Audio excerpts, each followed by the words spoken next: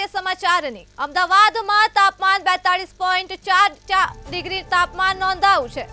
વાત કરીએ અમદાવાદની તો 44.2 ડિગ્રી તાપમાન નોંધાયું છે। અમદાવાદ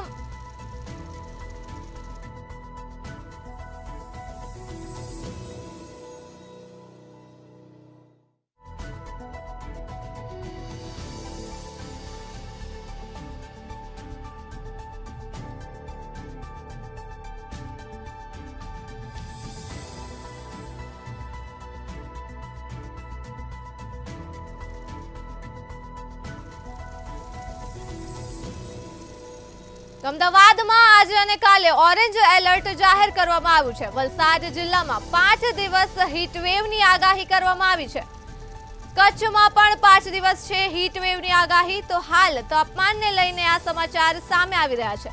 ભાવનગર અને સુરેન્દ્રનગરમાં પણ હીટવેવની આગાહી કરવામાં આવી છે। અમદાવાદમાં 44.2 ડિગ્રી તાપમાન નોંધાયું છે। हाल महत्वना समाचार अमदावादમાં આજે અને કાલે ઓરેન્જ એલર્ટ જાહેર કરવામાં આવ્યું છે। તો વલસાડ જિલ્લામાં 5 દિવસ હીટવેવની આગાહી કરવામાં આવી છે।